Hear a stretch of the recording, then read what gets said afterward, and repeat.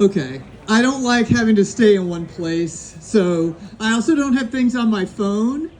I still like 5 points on a napkin, so with big font, so I didn't have to wear my reading glasses. Yeah. So my name is Shane Wally. My pronouns are Z, here, and here's. I'm old school. I've been using them since 2007. I am white, 63 years old, genderqueer, non-binary queer, and a professional complicator by day. I also wanted to take the opportunity of Mother's Day to share some mom stories and kind of the journey. I went on quite a journey with my mom. And this vest is proof that it has a happy ending. My mom knit this vest. She passed away in 2010, but her website at the time was www.rainbowknits.com. And these stories are how we got from little me to this vest. So hold on. There are going to be abbreviated versions of the story because was told I don't have all night. I may come back if there's more laughter, thank you, to elongate some of the bits that are worthy of more time. So here we go. Okay, so my mom, her name was Jane Warren Wally, was born in Lexington, Kentucky in 1938. So she was a Southern lady who thought she was going to raise a Southern daughter. So I grew up with the girl-woman rule book with the lady addendum, which is nonsense, right? I know how to fold napkins 3 ways. I know how to cross my legs only at my ankles, right? Let's just say at some other campfire story, that book got burned. Right, the next fight was every time, so I grew up with some economic privilege, so I want to acknowledge that. So right before school, in elementary school, we would go out for clothes shopping and it was a battle, right? I wanted more masculine clothes, but again, I'm a kid of the 60s. I grew up in southern Indiana. I was not allowed to wear pants to school until 5th grade, and then they had to be coordinated pantsuits, AKA Hillary Clinton, right? So it was always a fight. The other thing is my 3rd grade teacher and I had the same size feet, okay? I wore a lady's 5 when I was in 3rd grade. So trying to get playground appropriate girls' shoes was not okay.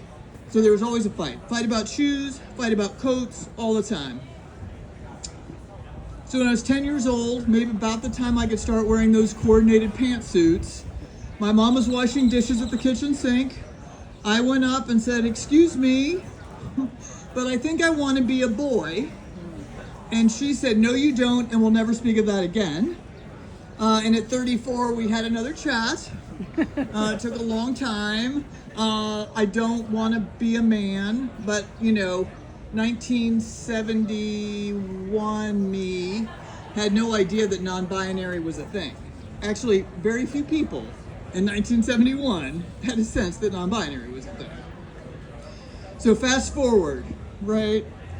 1984.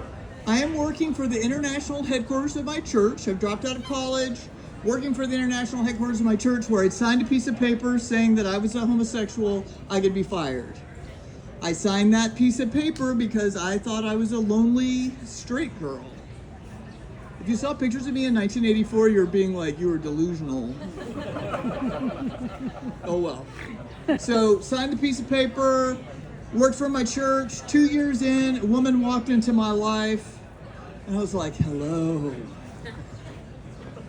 I know how to cook mac and cheese and hot dogs. Want to come over?"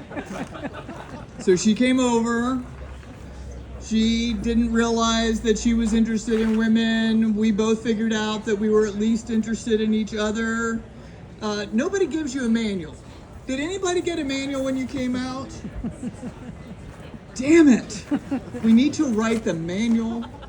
I guess now it's called the internet, but it's an untrustworthy manual. Right?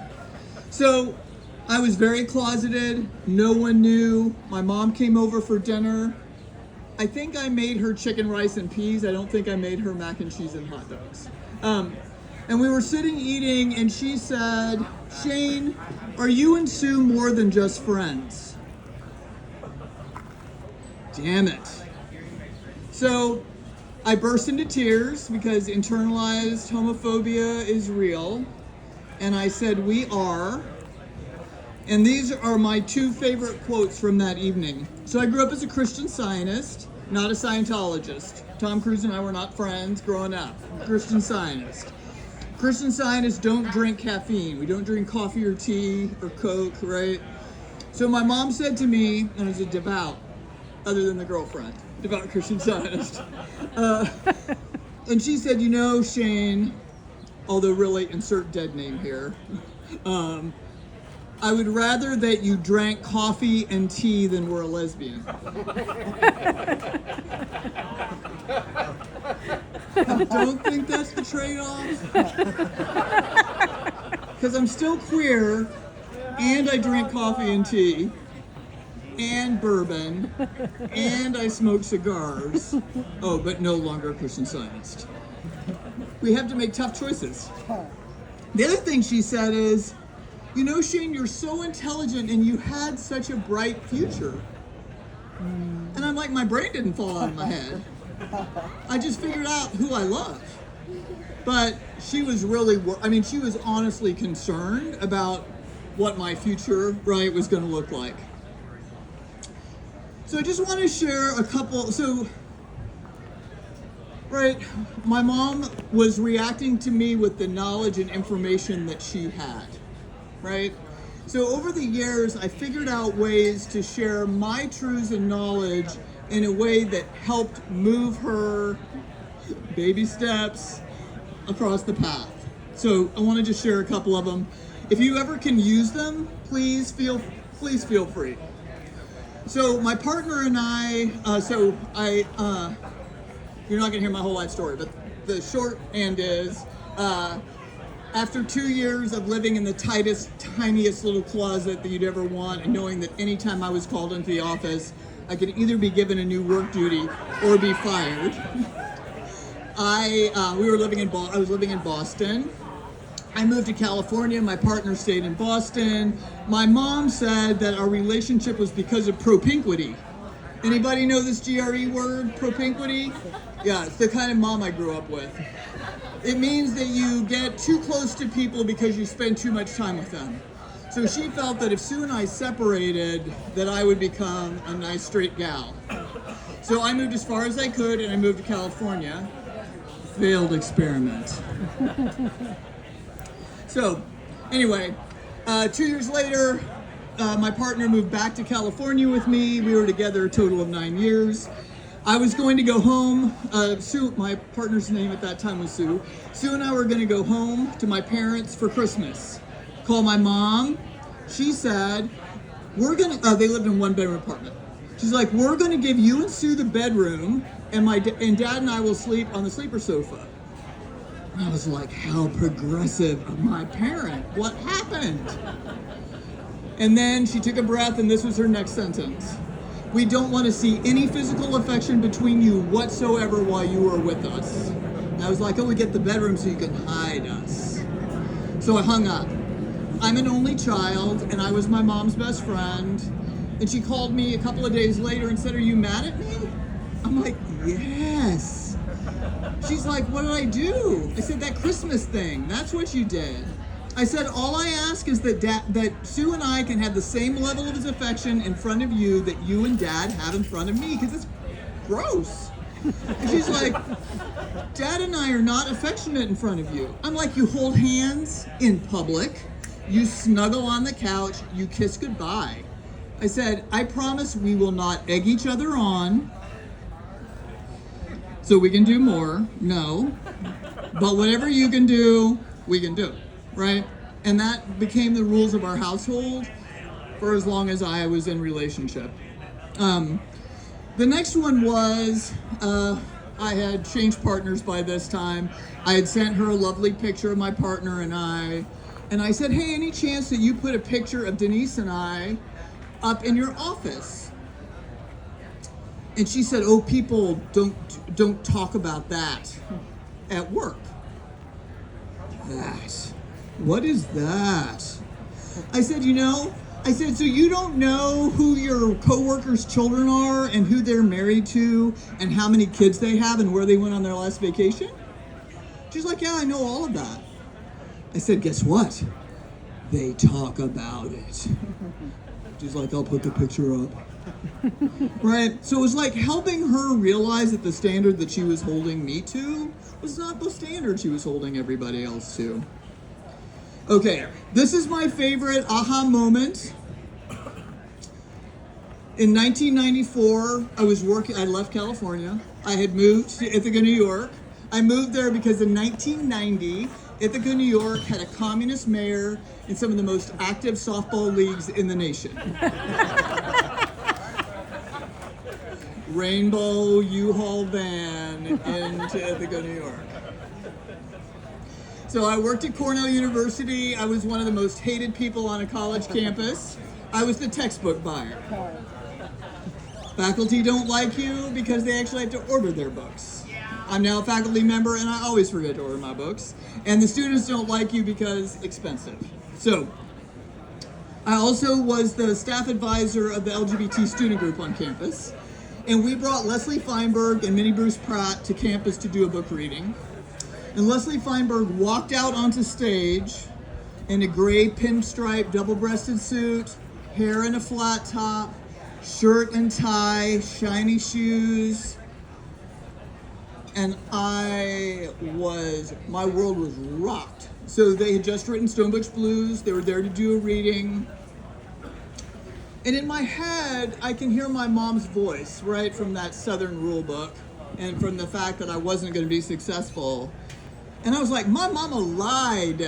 This person can afford that suit, has written what became an award-winning book, and has been brought to an Ivy-adjacent school to be a speaker. And that was it. I went home, right, cut my hair, flat top for a while. Barbers are expensive, clippers last forever. But my mom would have called this haircut severe. Thus the hat softens me up, makes me more friendly. So Leslie Feinberg gave me a mirror for who I wanted to be in the world, and I've lived my life ever since. It's a mirror for anybody who can stand the shiny presence. So fast forward another probably, decade. My mom came to Austin to visit. I moved here in 1997. Been here a while. My mom came to visit, and I surprisingly have a bunch of queer and lesbian friends. So she was meeting people. She's like, I didn't know there were this many of you. I'm like, these are my 5 friends. Want to go downtown to 4th Street and really see how many of us there are? She was adorable. So we were talking about the fact that in the early 200s, I really am old, early 2000s, oh my gosh, early 2000s, there wasn't as much rainbow stuff, and it was really hard to find things that were knitted, right? You could find things that were printed. So we were talking to my mom about this, and she's like, oh, I could knit stuff. She's like, what do you want? And I'm a big nerd, so I have a whiteboard and dry erase markers and a tripod in my home. So we set that up, and we started sketching out designs. And the next thing you know, we were at Walmart, buying yarn, right, Marimekko primary color yarn. And within maybe 2 weeks, all of us had gotten a box with our design in it. She had knit the creations for all of us. She then was like, I could make this a website. And my uncle did web design, so rainbowknits.com became her thing, and she ended up knitting things, and she at the time lived in Madison, Indiana, really small town on the Ohio River across if you look across, you see Kentucky. Hello, Kentucky. And she sold the stuff at crafts fairs, and she would call me.